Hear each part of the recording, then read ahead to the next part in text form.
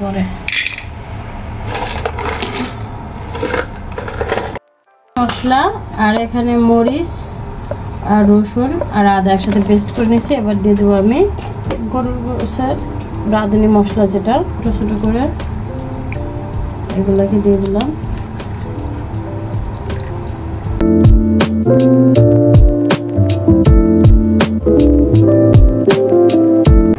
তো এখন হচ্ছে আমরা হালিম মিক্সগুলো গরম পানির মধ্যে গরম পানি দিয়ে একসাথে মিশিয়ে নিব।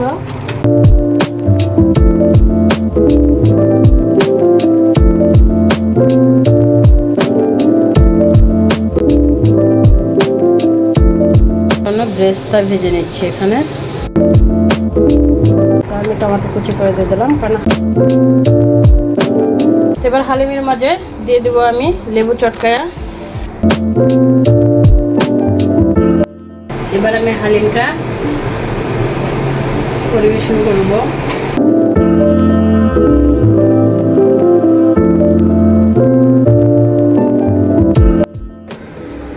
তো হয়ে গেল আমার হালিম রান্না করা।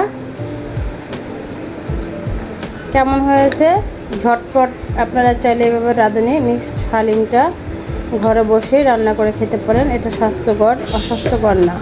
আমরা বাইরে থেকে যেটা কিনে খাই সেটা যে স্বাস্থ্যকর সেটা আমরা তো আর বলতে পারি না, বাট এটা কিন্তু আপনি নিশ্চিন্তায় খেতে পারেন। তো আমার ভিডিওটি যদি আপনাদের ভালো লেগে থাকে তাহলে অবশ্যই আমার পেজটাকে ফলো দিয়ে রাখবেন।